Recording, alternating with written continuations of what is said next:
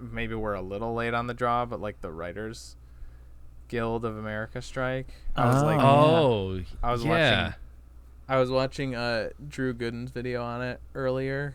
Okay. And he started like talking about like the one in 2007 and just like all the shows that were affected by it. And I was thinking like, oh man, it's good that like, you know, probably Barry and Succession won't be affected by it, but I'm trying to think of like all the shows that are still on that are gonna be Severance for sure. Severance is like they're halting. I heard about that. Yeah. Stranger Things too. Stranger Things is the other one I was thinking of, which is a bummer because of how much I liked the last season. It's gonna suck if they really like if the last season was as like mediocre as season 2 and 3. I probably wouldn't feel this way, but since I liked season 4 so much, I'm gonna be really bummed if they drop the ball in the last season. Yeah, because did Drew? I didn't watch the video. Did Drew go on about like how apparently some shows like took a hit in quality? Like apparently there's like you can look at seasons of shows that happened around that time, and there's like shows that you can tell like the writers were on strike, and it was like kind of like I think Lost is one of them that's considered like really during the writers' strike. I don't know if that was season 4 or 5. It would have been like what 2007, maybe. 2008. Yeah. But yeah, the one he talked about the most was Heroes, which was the one that I remember. the most, I remember Heroes. Huge. The first season like was really well reviewed, and apparently what it was is like the writer had like this big plan for season 2, and like the first half of the season is kind of the setup, and then the second half was going to be like the payoff for just all this stuff coming together. But then the writer's strike happened, and he had to condense the second half of the season into 2 episodes, and then kind of the show never really fully recovered after that. That sucks so bad. Yeah, because I did really love that first season. Yeah, I remember that first season was like inescapable. It was huge. Yeah. Why did he condense it into 2 episodes? He was just going to go on strike anyway. Just don't do the episodes. I think that I don't remember exactly. I'm just hearing this from that video, but I think it was like the showrunner or something. I don't know exactly how that all works. He was losing his team of writers. Oh, this guy wasn't a writer. He's the guy. No, I believe it was the showrunner is who he was talking about or referring to or whatever. Okay. Yeah. There's, I think I saw a clip of Conan O'Brien during that time period where I think he was still on the air, and I think he was just riffing. I think he was just going. But I don't know. I think Conan is one of those guys who's seasoned enough as a late night host and a comedian and a writer, because he started out as a writer, where he could probably just riff, late night with Conan O'Brien for a little while. I'm sure, yeah. Yeah, Conan's like, as much as he has been like shit on over his career, he's like in a sense like untouchable. I think he's really like one of a kind with his like everyone seems to like respect him in the business. And well, he started out as like I think he's like a Simpsons writer, and he was a writer on it was like him, it was like Conan, like Bob Odenkirk, like Louis C.K., all those guys came up writing on like Letterman, or it was some late night show. I think they worked on like the Ben. Yeah, I think it was like the Ben Stiller show. I think that was a thing that they all worked on. Okay. But yeah, it's crazy, like the number of like writers from that time period that have huge careers now. Yeah. So I'm glad. It makes me glad to have like a lot of my a lot of shows that I do like are ones that are just like anthologies or single season shows. So I'm like, I don't have to worry about them getting fucked up because they're done. They're one and done. Yeah. So. But yeah, I don't know. Do we think Yellowstone is gonna survive this? This is episode 99 of ThereWillBeDuds, and welcome back to that show, ThereWillBeDuds, and I'm your co-host TJ, aka J Spot Jack Cheese, and with me as always, what show were we on? Hold on, What's the name of the show? It's not focusing. Get on that. Yeah. What's the name of this show? Oh, There Will Be Duds. I had to write it backwards because it's like it's front facing on my camera. It's hard to write backwards, by the way. B's are tough. Nick, aka Dr. Funk on Twitch, and with me as always. As always, here I am, Tommy, aka Moose from the game.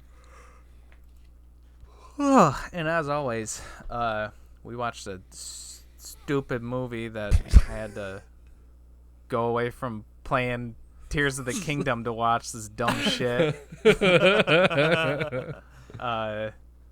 That movie being Memento from 2000, directed by Christopher Nolan. It follows a guy named Leonard, who can't form. He has no short-term memory. There's a technical term for it, but anterograde amnesia. That's it, anterograde amnesia. So can't form any short-term memories. He is searching for the killer, one of two killers of his wife, and the story is told in a very Nolan fashion, kind of messing with perception of time. So it's told both forwards and reverse. There's two kind of storylines that end up converging at the end. But I guess the primary storyline is told backwards. It's told in reverse, and it's just kind of a very noir feeling. There's a lot of dialogue of like, I'm waking up in a hotel bed again. Yeah. Yes. He's just kind of futzing around LA trying to get revenge. And doesn't know who to trust because he doesn't know anything, kind of. And this is kind of the movie that I half put Christopher Nolan on the map, because I feel like he made this, and then like a lot of people were like, wow, this, he came up, but then obviously like The Dark Knight put him into like a whole other stratosphere. Right. Yeah. But yeah, I mean, I would still say that this is the one that kind of made him more well known for sure. It took him out of his indiness, I guess. Yeah, this is his first feature, because there was a short called Following. It was like a black and white that I saw. I think that's not a feature. I think it's like maybe 60 minutes. Oh, okay. I might I'd have to check. It was like a Criterion pickup that I was like, oh shit, yeah, I'll pick that up because it's. Oh, nice. Yeah, I've wanted to check that one out. I guess it says Nolan's debut feature. So, all right. But I think Memento is the one that put him on the map. Insomnia is third one I've never even seen or actually heard of. I know Insomnia. Yep. I'd be curious to put that one in the cup just so I can, just to see more of his stuff. Yeah. But I'm curious about Moose's read, because you and I have both seen this before. I've seen this a few times. Mm-hmm. This is one of my favorite movies to show people for the first time, because seeing people kind of figure it out and get their mind blown when spoilers, it goes from black and white to color. Yeah, that was cool. Oh, that was so fucking clean. I've only seen this movie once before, and it was like when I was in high school. So I forgot about little things like that. I knew, it wasn't like I forgot the twist or anything like that. Yeah. But I completely forgot about that, and goddamn, that was clean. That was so nice. Yeah. So I guess what did you think of it? Like, did it hook you immediately, or were you confused, or? So I knew from the Wikipedia article, like, summary. The entire plot, like, because I read it. No, I didn't read it. I just knew, like, from the first few sentences of Wikipedia that it was going to be, like, there were the two storylines that were, one was going backwards, the other one was going forward. Okay. So they converged. And having that context, I think, really helped a lot. Yeah, probably. Because they give you a little bit, because each backward scene kind of overlaps with the beginning of the previous one. Yeah. So you're like, oh, okay. And I didn't catch, like, I had forgotten that they were like going in reverse, but one was going forwards, and I just I didn't catch that that detail while I was watching it. I had forgotten, and so I was just like, oh, this is that scene, but not remembering. Oh, that's the scene I just saw. Yeah, you know what I mean, when I saw that scene. Yeah. I found this chart on Wikipedia. Did you guys see the chart? Yes. No, I haven't. The chart is more difficult to understand than the movie itself is, I think. That's like, I swear there's a fucking chart for every Christopher Nolan movie. I know for a fact I've seen multiple charts on Inception, Interstellar. But I mean, it you could call it a gimmick, but like he makes it so. It's like the fact that he does make so many of his movies about time and like perception of time, but like is able to kind of do it differently each way and just do it in such a creative way. Like, I think you gotta like giving props to like the like low budget indiness of this and how it's done, and then on the opposite end of the scale with like Inception and just a completely different way of depicting it, but still the same kind of like mind-blowing, like holy like how they depict some of the scenes in Inception, like stuff happening on the upper layers affecting the lower layers and blah blah blah. Yeah, and I think what makes those types of things work really well is that I think he kind of gives you like having the scenes sort of overlap. He doesn't make it intentionally like too confusing. It's like, oh, okay. Yeah. Like after a couple cycles, you're like, I get what he's doing now.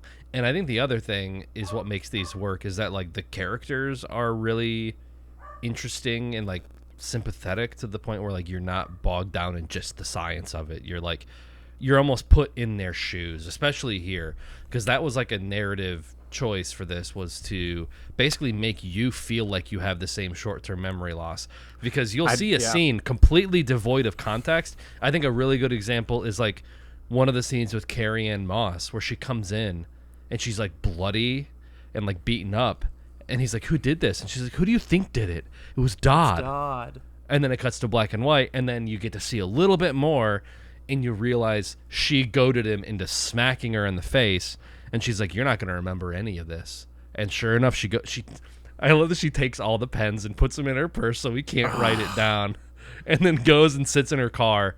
And like she's even sitting in the car. Why would you not keep a fucking pen in your pocket all the time? Yeah, you're that guy. Yeah, definitely. But then it's like you get completely different context, and it's like you're getting whiplash from just, oh, okay. You almost go through the same motions that he does. You're like, okay, who is this? She's nice. Yeah. Okay, she cares. Yeah. Okay, good. She cares about the character's well-being. Okay. I like that too. Yep. And then it's like, oh wait, no, she sucks and she's an asshole. Yeah. I'm curious who you think is a sympathetic character in this, though. You said that there's like sympathetic characters. Okay, maybe not. I think like everybody's kind of shitty.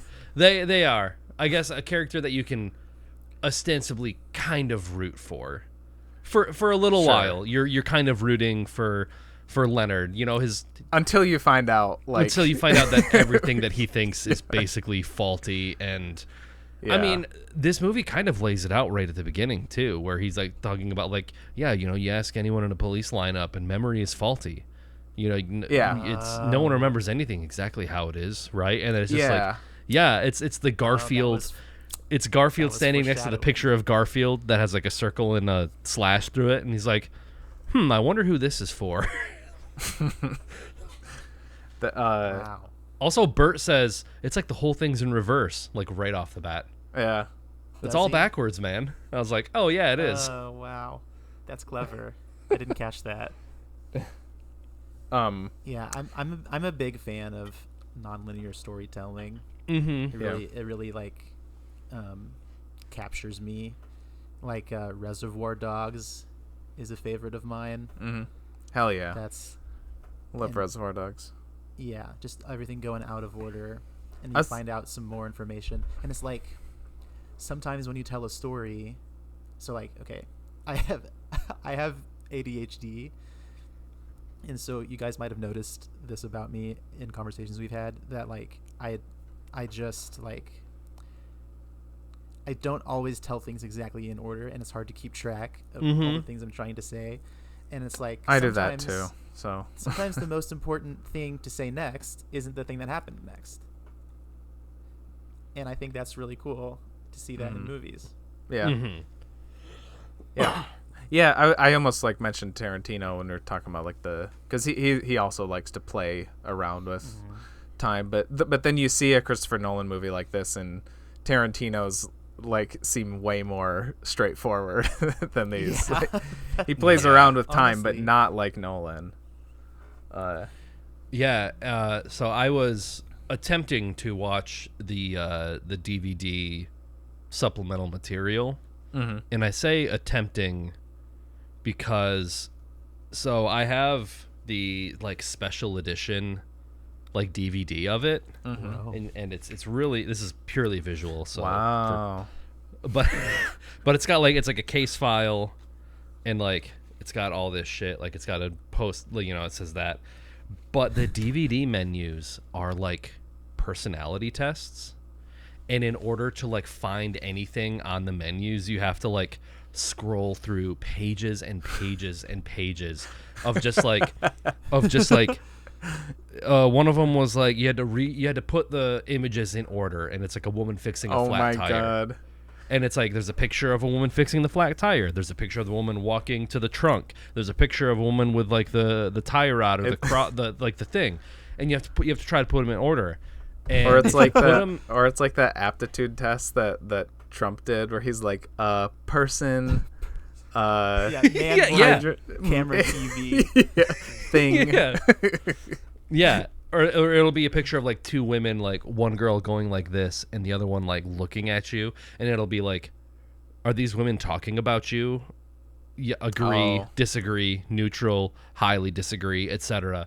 But basically you have to like do the prompts correctly in order to access the special features. Really? That's awesome. But I mean, the it's woman, like so pretentious, but it's also pretty hilarious. Yeah. But I'm just sitting there like, I just want to watch like I just want to appreciate your movie, you asshole. Yeah, I want to watch the making of quiz. Doc. God damn.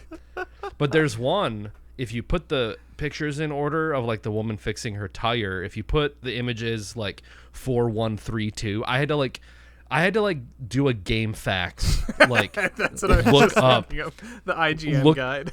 Yeah, look up how to traverse this DVD menu. But if you do it the right way, you can watch the movie in sequential order. Like, That's cool. so I think it would go including like all the black and white stuff. And I think it literally starts with the credits going in reverse. Okay, that's funny. I was thinking of that. Sorry, finish your thought. Yeah, but yeah, there's like a way to watch it in like linear order. But I feel like that would like, it'd be interesting, but I think it would take away the magic of like what makes the movie special. You know? Sure. Yeah, I think that's something that you watch after you've watched this. Yep. That'd be very funny if someone somehow like got this DVD for the first time and like just dicked around on the menu and then accidentally hid their first viewing was in sequential order, and he's like, what the hell was that? Why was it black and white? Why was it in color? Why were the credits? I don't get it. Yeah. Yeah, I had the same thought watching this. I been like just thinking how it would work like straightforward, and my initial thought is like no, I don't think there would be any, like I just don't, I was like it'd be really boring, I feel like, but I still don't think so. I think it would be like what Moose said. I thought the exact same thing, is that like you watch this one and then you watch it in linearly as a kind of supplemental piece, because I think it would be interesting just to see I feel like it'd be a lot more depressing if you see it in that order, and you know the setup, he like lies to himself, and But I still think that there would be some merit, or like you would. I feel like you'd kind of get something else out of it if you saw it in that order. Like you would get some. It'd kind of tap into a different area of the film enjoyer brain than this one is. But no, I don't think it would be the kind of the classic that it's considered today if it was just a straightforward movie. It definitely is in the presentation. That's why it's so special, for sure. Imagine taking Tremors and then telling it out of order like this. That would be pretty funny. Just like a movie just not about like memory, about just like a normal movie. And just I want to because it's like there's a thing that like, you know, with any movie, like any sort of like script, right? If you go to page 60, that's usually like when either like, or not page 60, like the 60-minute mark. If you go to like the 60-minute mark in most or whatever. Like that's when you see Jaws for the first time, right? Mm-hmm. But I'm picturing like every movie done like black and white color, and then wherever it meets in the middle is where it fades from black and white to color. Like I'm assuming that's like near the six. No, I guess it's more near the end. That's okay. It's not exactly in the middle, but like wait, just the fade to color. Yeah, that's like the last. That's at the end. That's like in the last 5 minutes. That's like is it? Yeah, okay. That's like the end. Okay, but I want to see what movies would look like. What sort of unintentional dramatic moment would happen when it switches from like black and white to color, but it's just like, you know, like Paul Blart Mall Cop. Yeah. Give Paul Blart the Memento treatment. Yeah.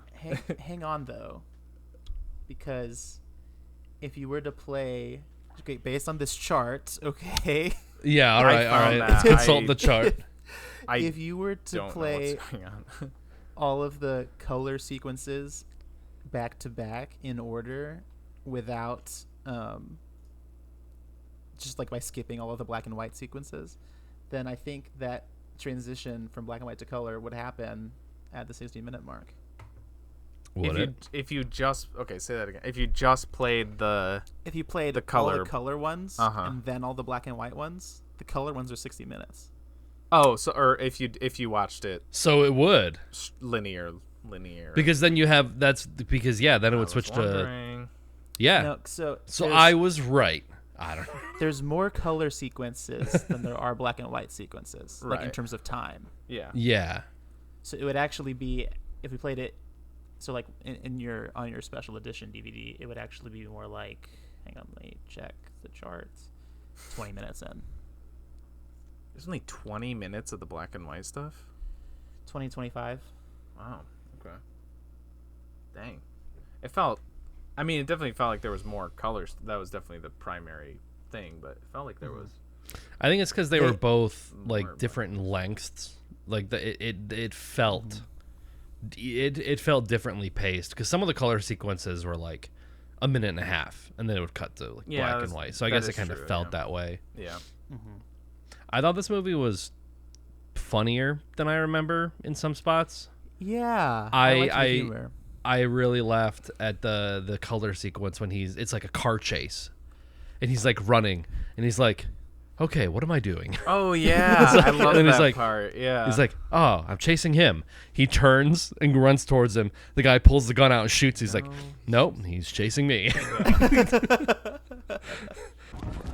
Okay, so what am I doing? Oh, I'm chasing this guy. No, he's chasing me. It's like, yeah, I love that question. What would happen if you were in the middle of like a car chase and a gunfight and you couldn't remember how you got into the car chase or the gunfight? It's hilarious. Yeah, there were other moments of humor too. I should have written them down. Yeah, what was any of them right now? What was the part? When Sammy Jenks is doing like the test with like the electrical bits, and he's like, the doctor's like, it's for a test or something like that, and he's like, well, test this, you fucking quack. Or something like that. So there's a really good quote from Christopher Nolan on the Wikipedia article, specifically about the casting of Joey Pants as Teddy. Mm-hmm. And I thought this was really interesting. He says, the most interesting part for me is that audience seem very unwilling to believe the stuff that Teddy says at the end, and yet why? I think it's because people have spent the entire film looking at Leonard's photograph of Teddy with the caption, "Don't believe his lies."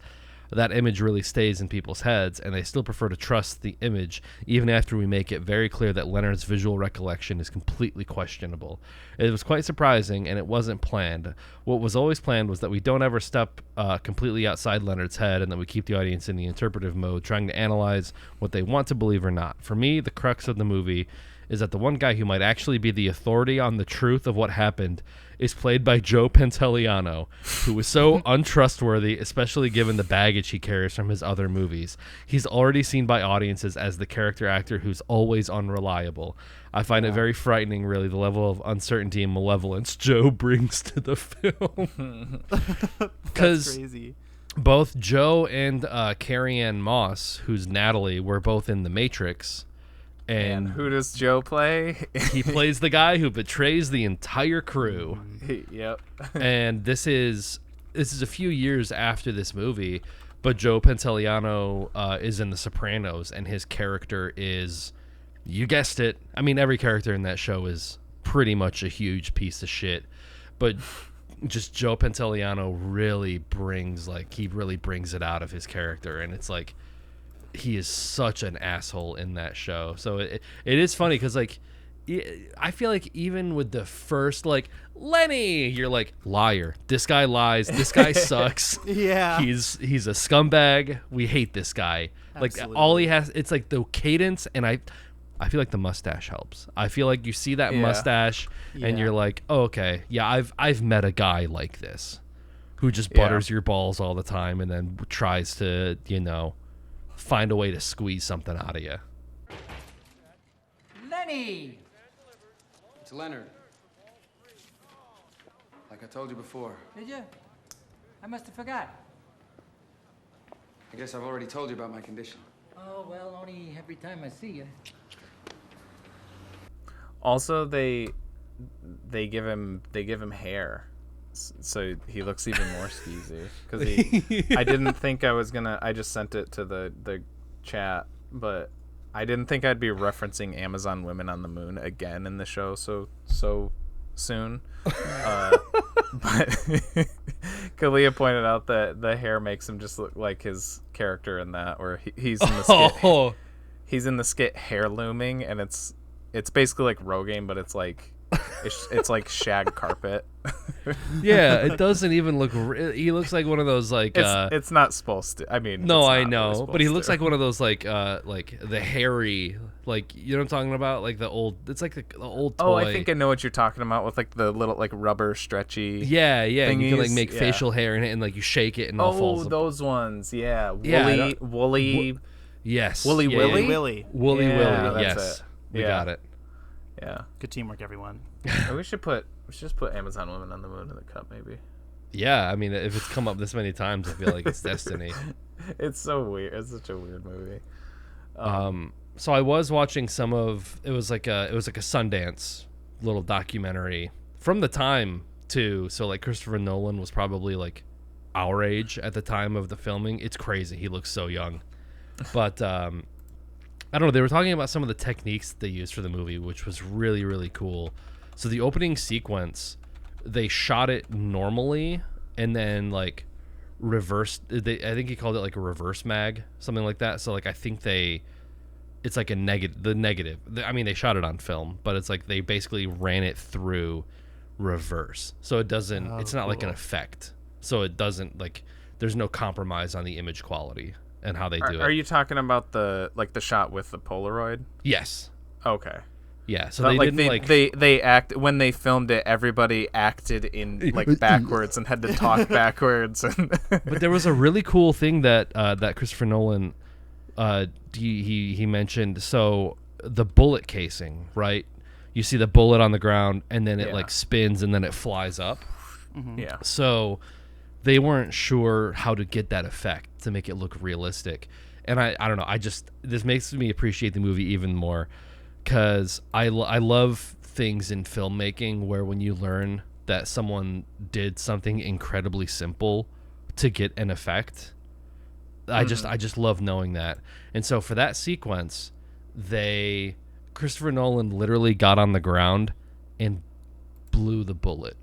Whoa. What? So the bullet is sitting there, and he just, and it but then I think they had to reverse it. So it's like he blew it to look like reverse.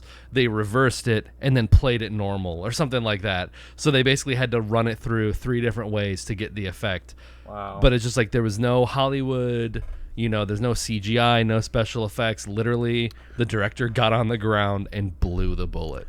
That's some ungrateful dead ass like effects, like like doing the blood effects or whatever. Just someone off camera with a mouthful of fake blood going.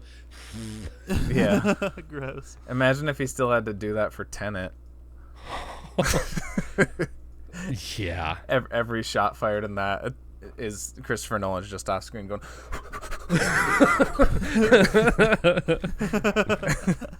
It's awoken something in me, really. I'm just into blowing bullets. It's like Popeye whenever he eats spinach and like he gets a gun shot at him and he just yeah. I couldn't unsee, because another one that we watched recently, there's the part where he has his shirt off and Carrie-Anne Moss is there. They're like she's like looking at his tattoos or whatever, and they're looking at it's not the one that's backwards, the like raped and murdered your wife. But it's like on his chest right here, and she goes like she is like feeling his chest like this, and then she kind of does like this, and all I could think of was Kung Pao, the your wound. Oh, it's not healing. Man.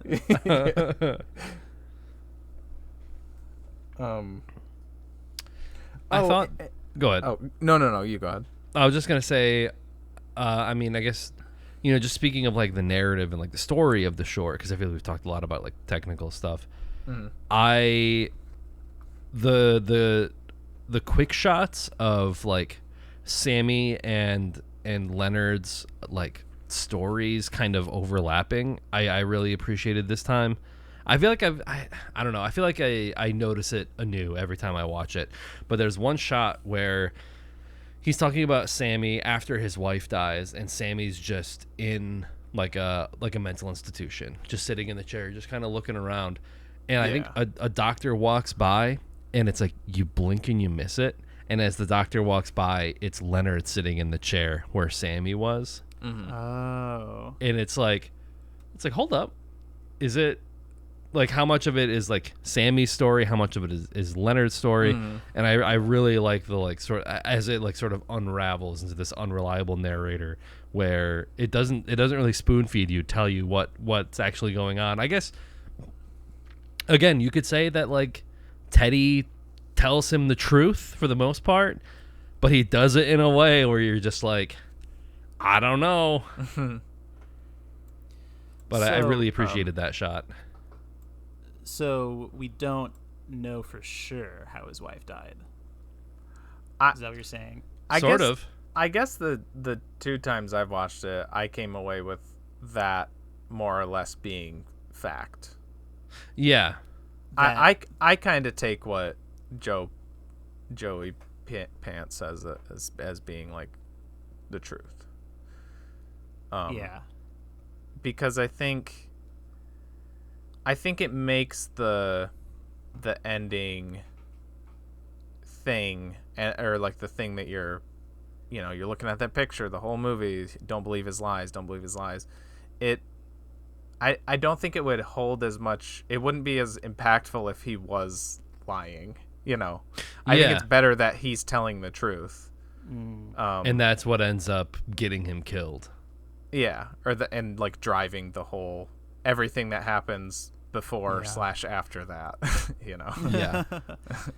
I guess going back, like you could almost say, like sympathetic characters, you could almost say that Leonard after that point is a sympathetic character because he doesn't know, but like how accountable is he for what he wrote in that moment, for what he did in that? How accountable is the later Leonards for what exactly. he wrote down there? It's almost like it's like a new Leonard every time.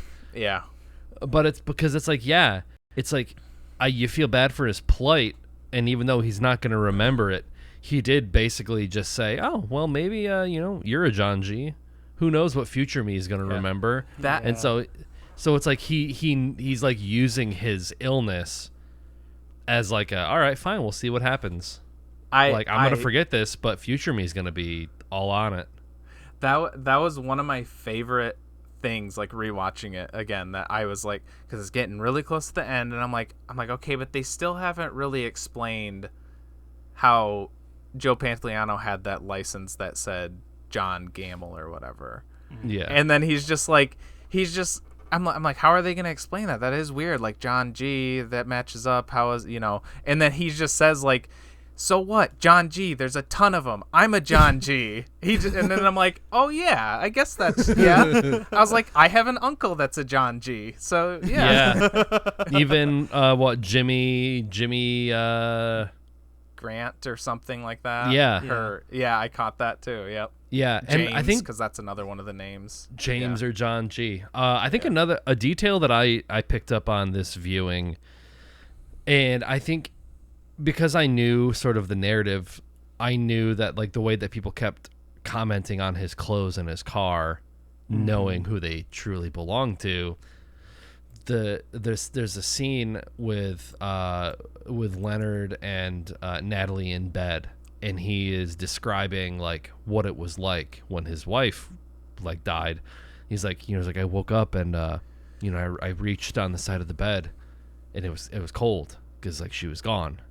Mm-hmm. And I'm like, so then he gets up and he goes down the hallway or whatever, and she kind of like reaches over and touches his side of the bed, and I'm like, he's going on about not having his wife there and like reaching to the cold side of the bed. He literally killed her boyfriend and is like wearing his clothes and driving his car. Oh shit. Like the same thing that he is commenting on about his wife.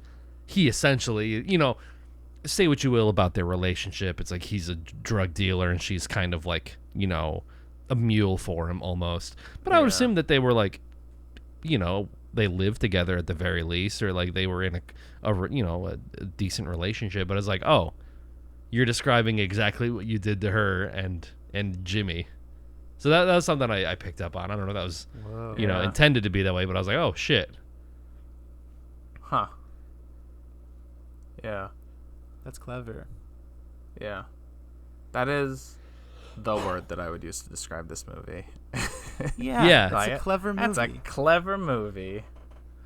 Before Christopher, before his stuff kind of is, I feel like he just keeps trying to up the ante with cleverness with every movie.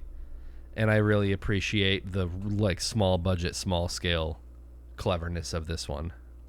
I do too, and I don't know if I guess I'd have to think if there's like a moment as clever as the fade to color in his filmography. It gets me every time. But I think that's kind of what I was saying earlier with him, like being able to innovate on the same kind of subject each time.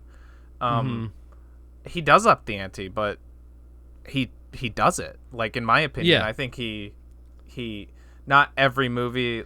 I haven't seen anything past Interstellar, so right, and those would be the two that I would say I don't like as much. Like meaning Dunkirk and Tenet. I'm still excited for Oppenheimer. I still have hope, like decent hopes for that. Yeah, I'm interested in how that turns out.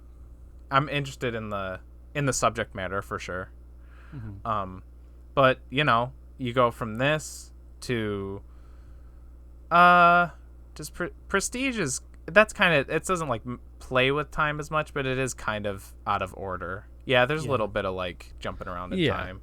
And then I guess I wouldn't really count the Batman movies in this, but then like those are pretty straightforward.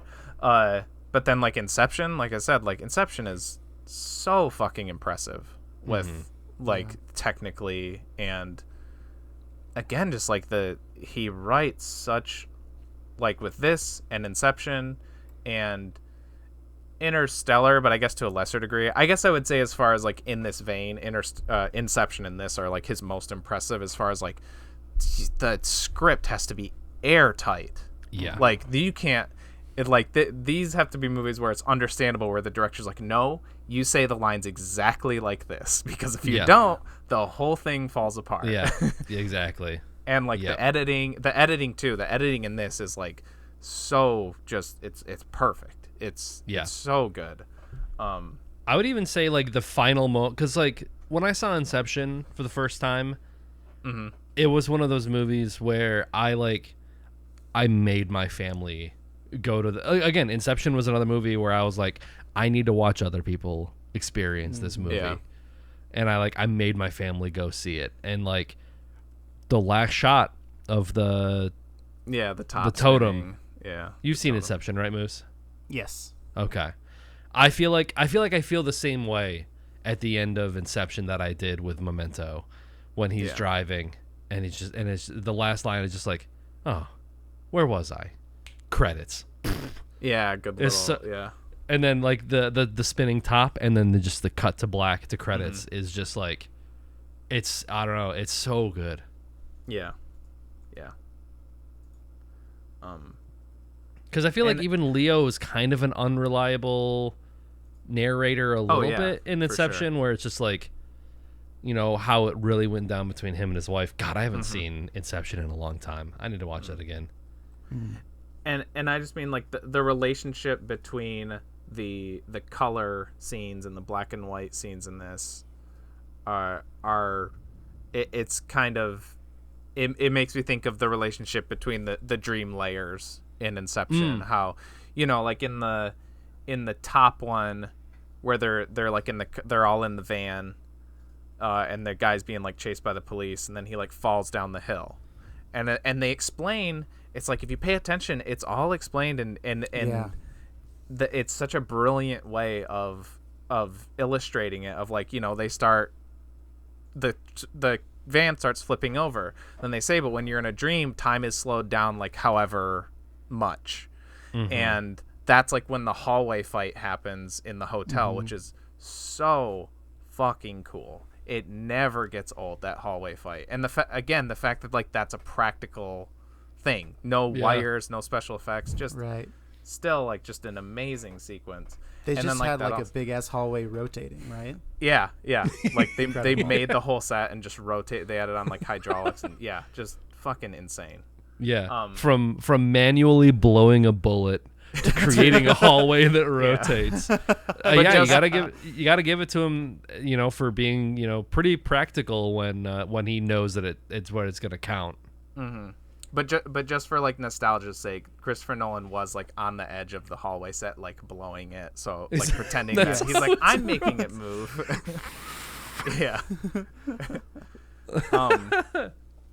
But yeah, it's a different way of manipulating time or messing with time, but it has the same hand behind it, and you can feel that like between this and his, you know, multi-million-dollar movies, like. Again, complete opposite ends of like the filmmaking spectrum, but was there any of this that didn't work for you? For me? Yeah, or any of it that, because I feel like we've kind of been praising it the whole time. I'm curious if there's anything that, like, you know, on a rewatch you were like, about. I don't know about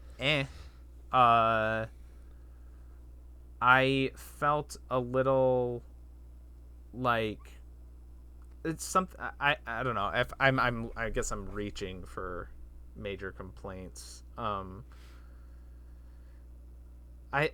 It took me, I don't know how to say it. Like, Carrie-Anne Moss's character just was kind of a little.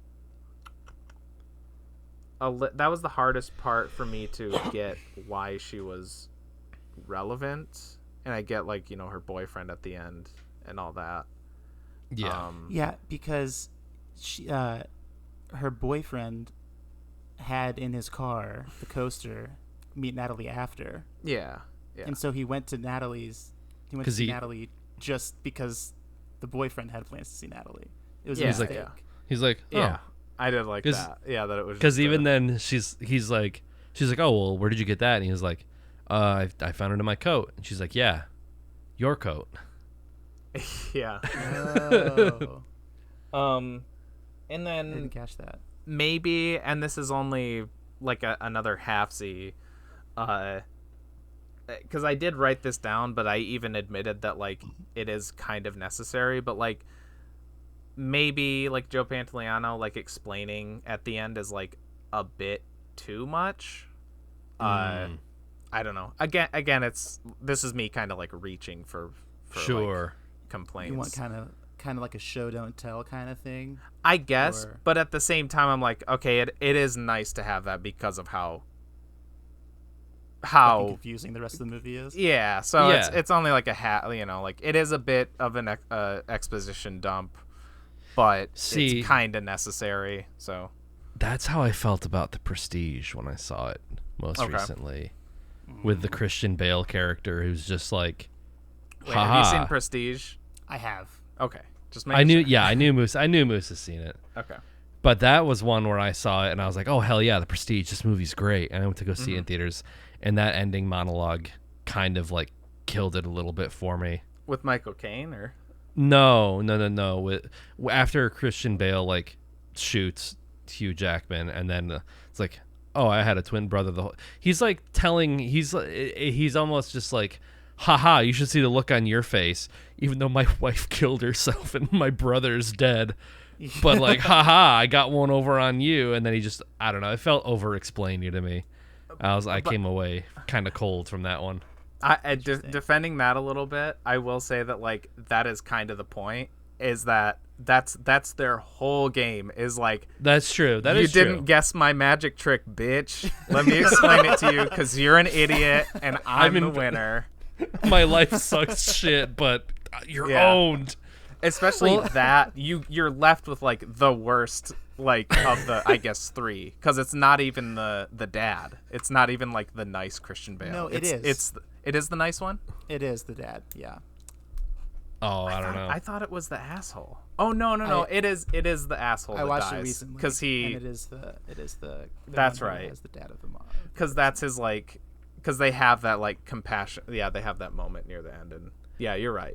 So it is the nice one at least. So one thing about this movie, about this Wikipedia article in particular, that really surprised me, is that apparently they depicted anterograde amnesia really well. Like, that's actually how it works. And like there was a case of a dude who this was in, oh god, I pulled it up, fuck, I can't find it, but there was a guy who had seizures, and they removed like parts of his brain, and then afterwards his seizures were mostly better, but he wasn't able to make new memories, and but he was able to like, you know, concentrate on tasks and like have enough working memory to like do a thing, but he wasn't able to have short-term memory, but he also still had his long-term memories. And it's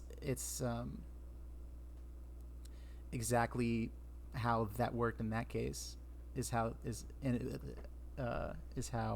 worked in the movie, and I think that's really interesting.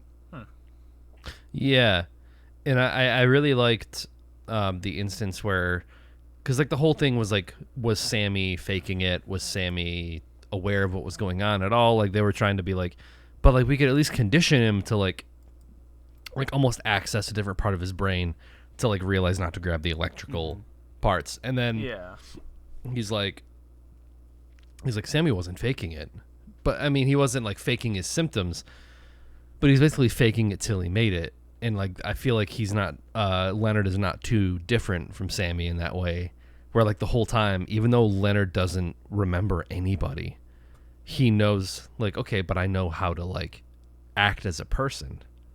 So he's like, yeah. "Oh yeah, how's it going?" Yeah, I must have told you about my condition then. Like he's still very like, even though he doesn't remember any of it, he knows on a baseline level how to do all of that. And that's like the same thing with Sammy, where he was able to like, even though he couldn't form new memories, he was still able to be conversational, for that limited period of time. And that's how a lot of the people like try to live with that. I mean, I'll say I relate to that because like there's times where that's what small talk is. That is what small talk is, yeah. Or like there's times where I have like ran into people or like been at things and there'll be people and they will greet me and I'll be like, I don't know who this is. But I'll do the same thing. Or like I'll have a conversation with somebody and I'll just kind of like my mind will just kind of wander for a little bit and I'll miss the last thing that they said. And then you snap back and you're like, oh yeah. Yeah. Or something like that. Oh, I mean working in an office, that's a lot of that shit is just like people walking by. It's like, oh, how's it going? Oh, living the dream, like that kind of shit. Yeah, it's like living the dream. Yeah, work is a perfect example of that where you utilize that the latent ability to bullshit. Yeah. I'm just gonna go into work next time and they'll be like, oh, hey, how's it going? And I'm like,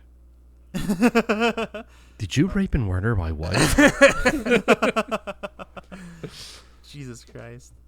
Oh man, we got to show Moose the Derek comedy, the hazy memory sketch with Donald Glover. Yeah, where he's sucking a dick, but he doesn't remember what dicks look like, so he has tattoos all over his body telling him that it's a dick.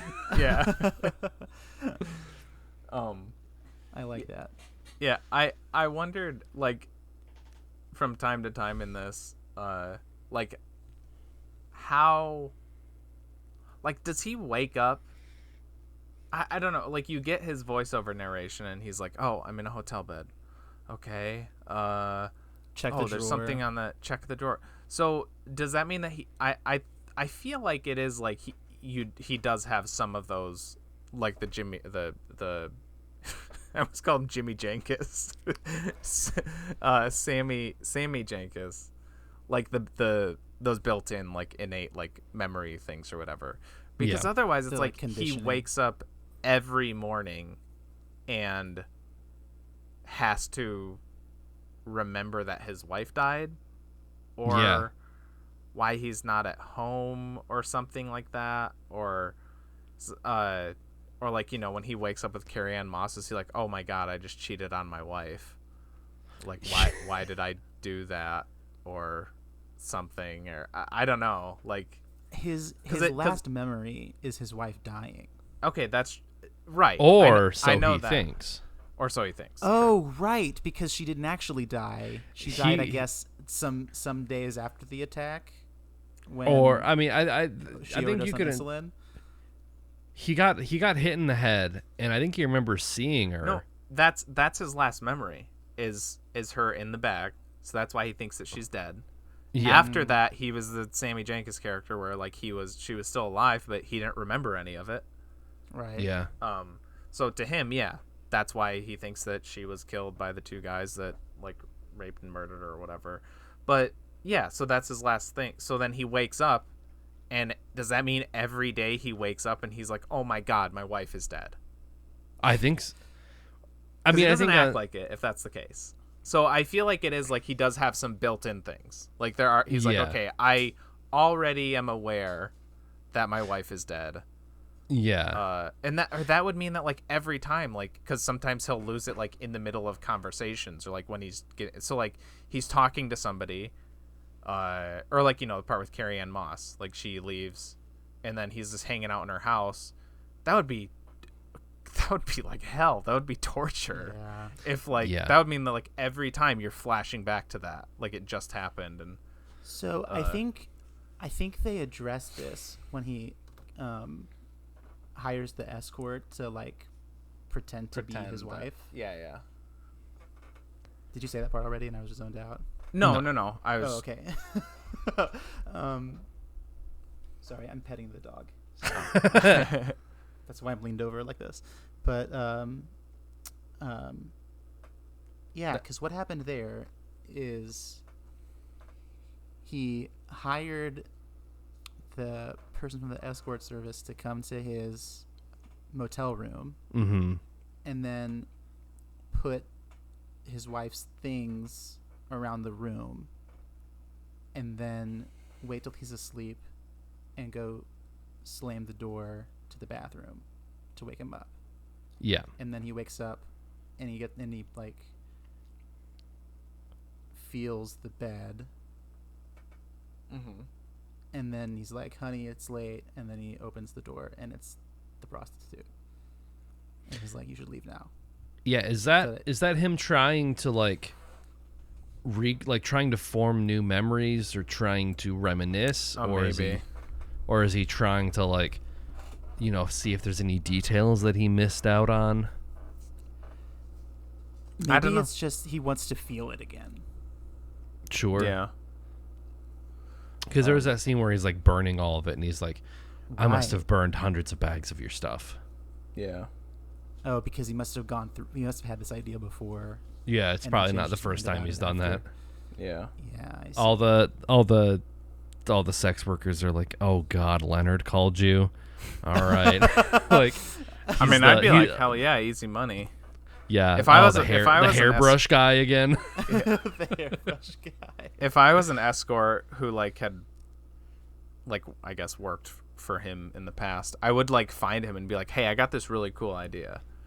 Okay, so here's how we're gonna remember your wife. Or be like, hey, you told me that we were gonna do this, so we should do it. And that's just easy money. Just do it every 30 minutes. Every 30 minutes. Yeah, and I mean, you know, he even responds to Bert, who's like, all right, you were in this room, but you're in this room too. And he's like, oh, so you're double charging me. He's like, well, yeah, once I told him about the memory loss. He's like, I appreciate you being so honest about ripping me off. I like that. This was your room, but now you're in 304. When was I in here? Last week. But then I rented you another room on top of it. Why?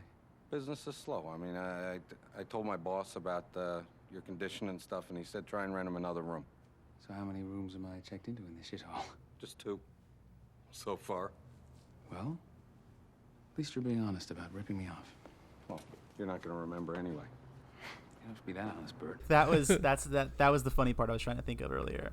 Yeah. Yeah, Bert's, I guess, somewhat of the comedic relief of the movie. Yeah. I love it. Flass I can only think of his part from whenever I see that guy in anything, I think of him asking the other cop that he doesn't like falafel in Batman Begins. I don't know why. That's where my brain always goes. What, you don't like falafel? Another line, I think I'm good to move to scores after this, if you guys are. Yeah. Yeah.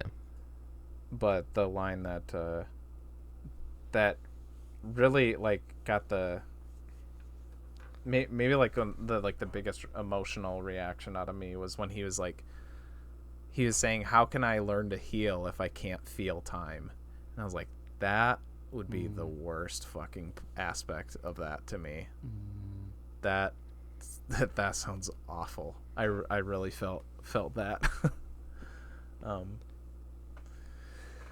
Yeah, because it's like even just I've had it like once or twice.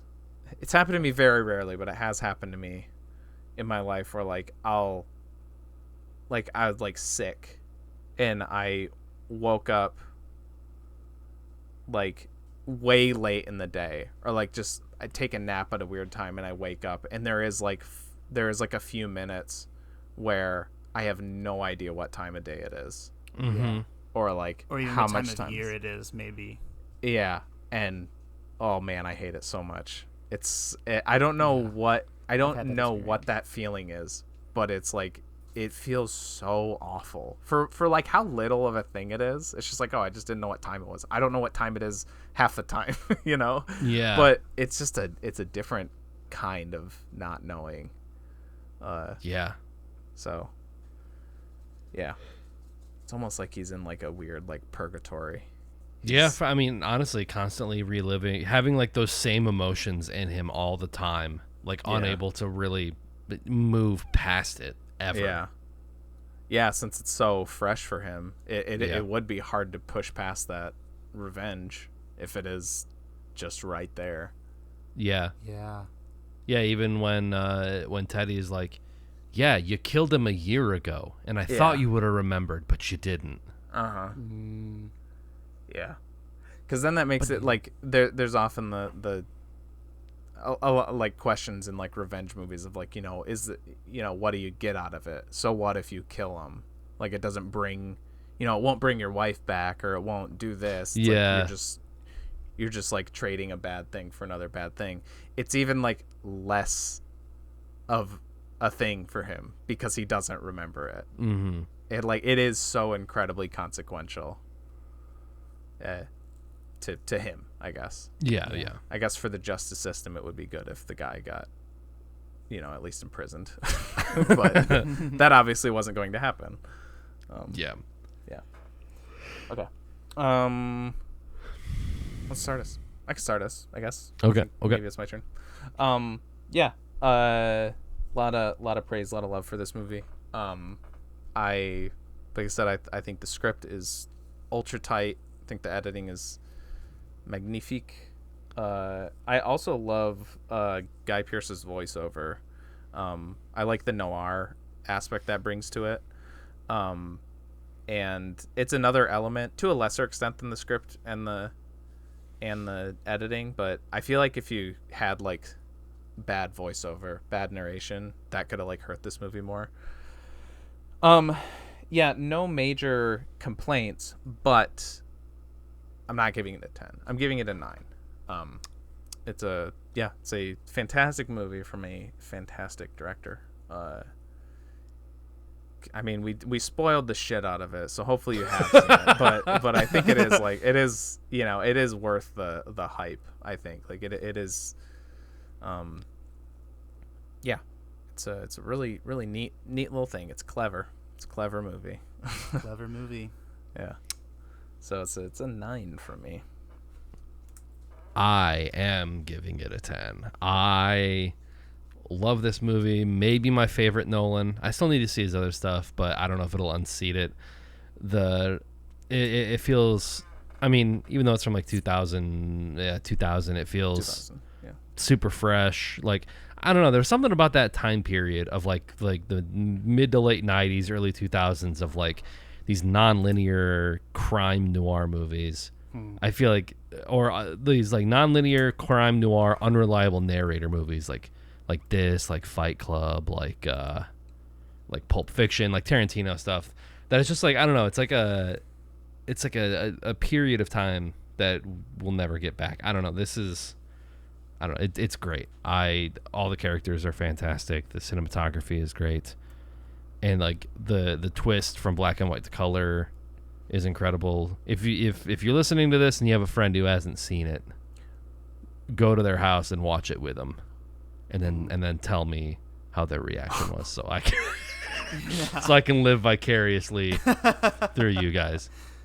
But I love this movie. Yeah, this movie was mind-blowing. It was incredible. I love I'm looking at this chart right now, and it's just like like it's blowing my fucking mind.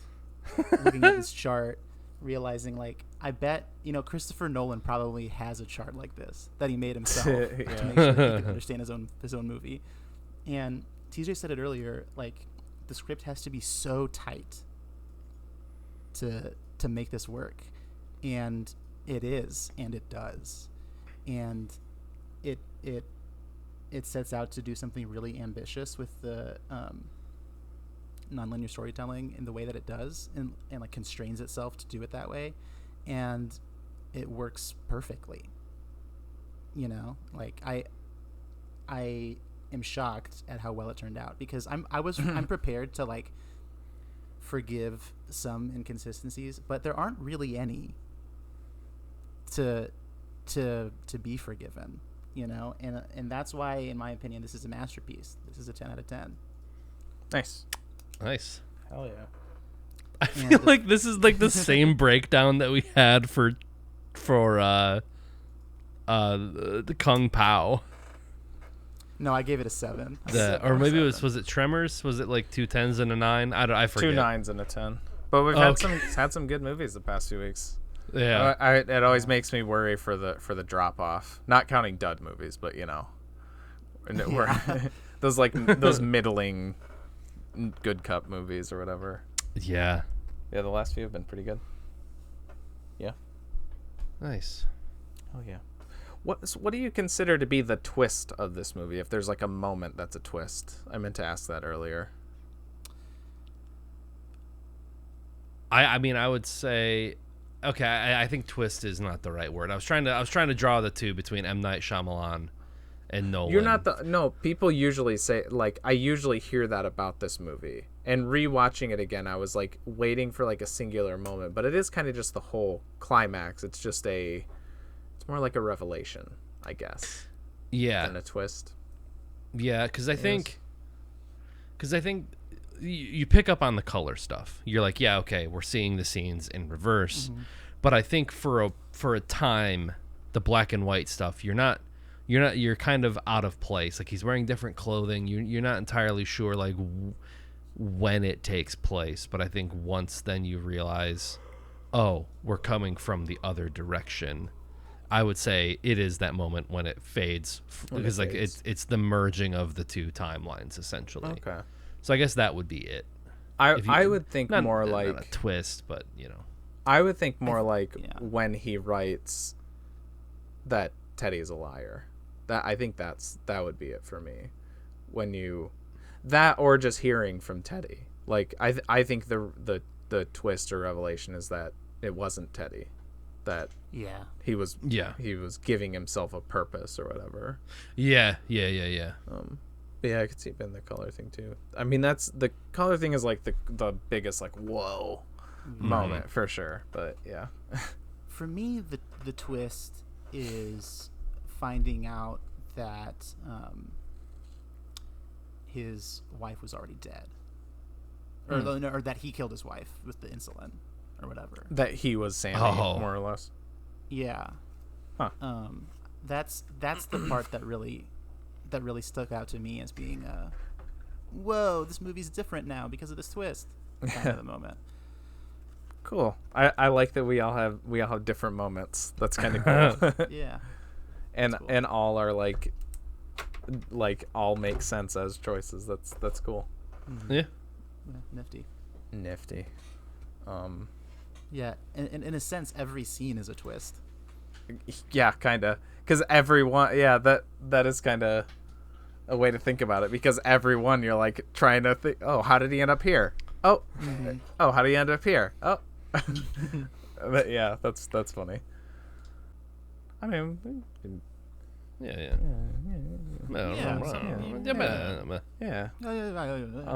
Well, I saw a movie in the theater. This is the third episode in a row. I just want to say I feel very good about myself, or very bad. I don't know if this is a positive or negative, but this is the third week in a row where I'm bringing in a movie that I saw in the theaters. Whoa. Like a new movie in the theaters. Yeah. Kind of hard to find a reason to go to theaters these days. Yeah. I did look at, because I was interested. I was like, oh, I was looking to see if I'd have another movie for next week, but nah. I think I saw everything I'm interested in for now. There's not much else for the time being. I watched the third Guardians of the Galaxy movie. The last James Gunn one. I'm sure Marvel's gonna try continuing it in some fashion because it's like the last thing that they have that people love. Everything pre-Endgame that they're still trying to hold on to. Because I think Tom Holland is officially out as Spider-Man, so they're gonna have to restart that, I'm sure. But they're kind of having to refigure out what they're doing with all these new characters. Wait. What do you mean by out? Not of the closet. He's out as Spider-Man. He's apparently not playing Spider-Man anymore. Like, he's done with that. Like, which is cool with me. You know what? I think No Way Home, good I'm totally cool with that being the end for his Spider-Man. That was a Yeah. kind of open-ended, but I think a really solid way to end his character.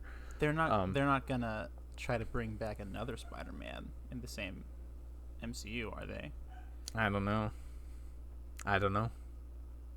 Yeah, because Andrew Garfield's like he's semi-retired from acting or something like that. Yeah, I think it's like he's kind of taking a break, sorta. I don't know if he's like officially. And Tobey Maguire's like 50-something now, gotta be, right? I don't think he's that old, but he's probably like I'd say he's like 40, 46. That's my guess. He's 47. God damn it. Yeah, but since they did do like the whole multiverse thing, they probably could be like, oh, this other young Spider-Man that looks different. He's from a different universe, so they could probably pull some shit like that now if they really want to. I'm sure, or maybe do Miles Morales. I don't know. But anyways, Guardians of the Galaxy. It's more or less the finale.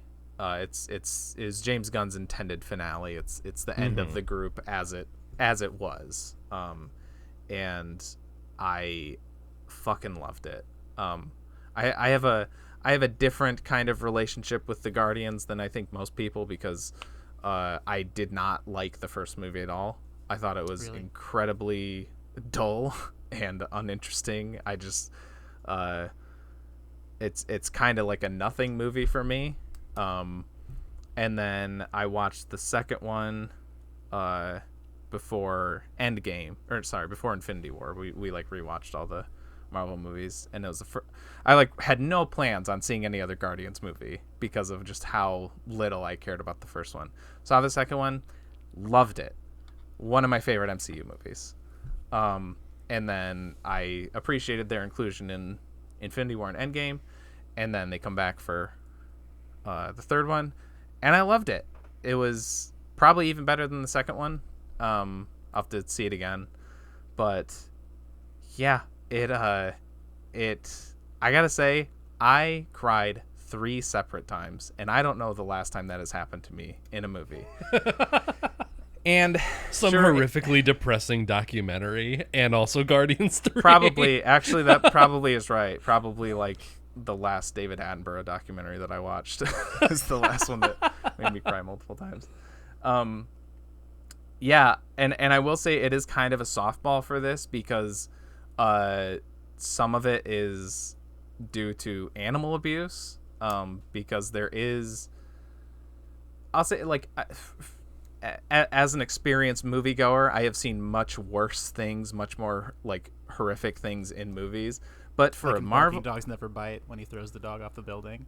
No, I mean, I would say what's depicted. No, it's worse than this. Worse than barking dogs for sure. But I mean, it's not real. It's not real animals. I guess it's CGI. But they've got like raccoons in mocap suits. He actually threw a dog. Yeah, if they actually killed a dog in that, I would probably put that in a different a different realm. Yeah, very much like Suicide Squad, obviously, because Suicide Squad feels a lot like a Guardians of the Galaxy movie. They are kind of like these sort of misfit characters who aren't like all like the most moral of people, but he's got this particular way of writing for misfits that, god damn, you feel so, I don't know the word. It's this he creates this sense of empathy for these disparate kind of outcasts. Yeah. And I'll say when you get to the end, it's, without spoiling too much, it's more or less a happy ending. Sure. It's a mostly happy ending. And it's almost like too cheesy to an extent. Like, I'll give a more precise example. Like, there's a scene in the movie where, you know, the thing in the movies is he has the music. Chris Pratt he has his music that he always listens to, and that's like the music that plays for the movie. And there's a part where he plays where it's kind of built like leading into this fight scene, and he plays No Sleep Till Brooklyn by the Beastie Boys. Okay. And that's one of those songs that, like, as a Beastie Boys fan, it's one of the ones I'm least interested in to hear in a movie, because it's like the song that you all, it's like that, or like Fight for Your Right, that you always hear and stuff. And I was like, it's almost akin to like you know, Back in Black in Iron Man, except I can actually listen to No Sleep Till Brooklyn because I do like the band. It's not AC/DC, so it's better than that. But he just commits so hard to the bit, and it pays off. I was like, I have never been this pumped to hear like No Sleep Till Brooklyn like backing a scene in a movie as I have in this. It just the emotional build up to everything and the emotional payoff is so great in this movie. And this being the finale, you get to like the ending, and it's like, it's the, you know, like I said, mostly happy ending, and it ends with a montage of a song. I'll say it's Dog Days Are Over by Florence and the Machine, which is also a song that was everywhere when it came out. It was always like, oh, the happy song, everyone's happy. I'm gonna check, see if that's the song that I think it is, because that's hit her like a train on the track. The dog days are over. The dog days. Oh, okay, yeah. This is great hearing it on YouTube and both of you doing it.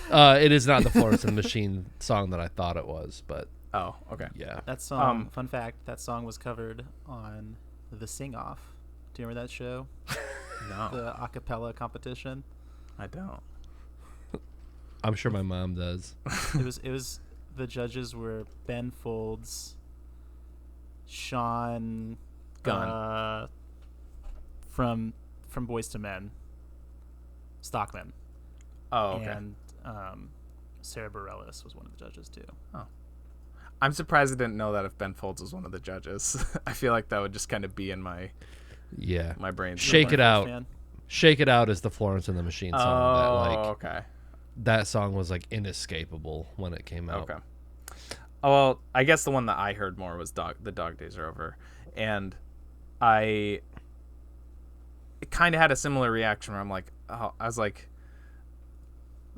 it's the ending, you know, it's the resolution. You get the ending montage, and it's like, oh, now they're like dancing to this Florence and the Machine song. But again, it's like you just went through all this with them. It's like, you know what? Fuck yeah. You guys be happy. You dance. I love these guys. Like it's a very like cathartic experience, like wrapping these guys' story up. I love the way that he writes characters. I don't know what exactly it is about it, but he has this niche that just works, I think. And it's also nice because like I can't fully say this because like you kind of do need to see, I mean, just read a fill-in article, but there is some important stuff that happens in Infinity War that impacts this one. But other than that, there's no tie-ins to, you know, you don't see Thor in this one. You don't see any other MCU characters. It just kind of feels like a sci-fi movie. It's not even like a Marvel movie. Yeah, that's very really. appealing to me. It's just its own. They can kind of be their own thing while also being like, yes, this thing did happen in Infinity War, right, that we need to address and everything. And it's funny because I think that's James Gunn's whole, like, he is not a fan of like having to tie in, because I was watching this little interview with him and Chris Pratt, and it was so funny. He's like, they were talking about, they were asking him to name all the Infinity Stones, and he's like, okay, there's time, so, and he names his few, and he's like, he names like 4 of them, and he's like, I don't know. And then Chris Pratt's like, you don't know the Infinity Stones, and you like wrote them into the MCU? Because the first time that they're like the lore is explained is in the first Guardians of the Galaxy. And, sure. And James Gunn's like, I wrote that scene in about an hour and a half. It just like came up with what the Infinity Stones were. Everything's based on that. They're like, you know, what do you think about putting the power stones? I'm like, oh, that's cool. That's the collector of power stones, and I just made up this bullshit. That's what it is. Anyway. I'm not a total like fuck the MCU guy, but I am like I do think that these movies would be hurt if they were forced to do that, if they were forced to like include that stuff for sure. I would say whether or not you like if you're a comic book fan, I think these kind of stand apart in my opinion. I loved the Suicide Squad. Like, I'm not a fan. I'm not like a DC universe. Like, oh yeah, I recognize this character from this comic. But like also the Suicide Squad. Own. Yeah, no, exactly. That movie was so funny and so enjoyable, and they could have been completely made up superheroes. Could have been completely made up superheroes that have no existing comics or IP at all, and it still would have worked. Because they more or less were like they felt like they were made up for like joke. The polka dot guy. Yeah, or Nathan Fillion is the detachable kid. Do you remember him? His like arms came off and yes. Yeah. He's in Guardians 3 too. There's a lot of Suicide Squad cameos because the Ratcatcher's in it too. Oh yeah, well that's James Gunn's brother, right? No, that's Weasel. Ratcatcher is the girl. Okay, yeah, I got you now. God, I wish Weasel was in more stuff. But yeah, I mean, technically, yeah, Sean Gunn is in it too. He's in all of them. But, yeah. So yeah, well, despite your feelings on the MCU, I just check out, in spite of my feelings about the first one, check out the Guardians movies. Read a synopsis of Infinity War and Endgame so you can get that filler in between 2 and 3 because it is important. It's a pretty big thing, but as long as you get that, as long as you know you know what I'm talking about, Moose. Yeah. Okay. Yeah. One of them dies in Infinity War. I'll just say that, and then they're kind of back by the end of Endgame. The fact that they did have to deal with that, with a character dying and then coming back, but they loop it into like the themes and the character, like the arc of one of the characters so well. It's so impressive how they manage that in the story. I absolutely loved it. It's like, I'd say it's like top 3 MCU probably. My other ones are very like the ones that I like are not for, it's not just like I love the Avengers and like the one that I always say is my favorite is Iron Man 3, and it's it's because I love Tony's journey in that. I love his because it's all about like his PTSD or whatever. And I love that. I love when they do little character studies in Marvel movies. It's so much more interesting to me when like the people behind it take it seriously. And you know what? It's probably also helps because it's like directors that I like their other work. This is James Gunn, and Shane Black did Iron Man 3, and Shane Black's a director who I like his other stuff. So yeah, guys with like the voices behind him, which it's. Sorry, I don't know. I don't know if there's a tangent we can cut, but it's really funny how like almost inversely, like you like Shane Black outside of the MCU, so you're like, oh yeah, his MCU movies are good.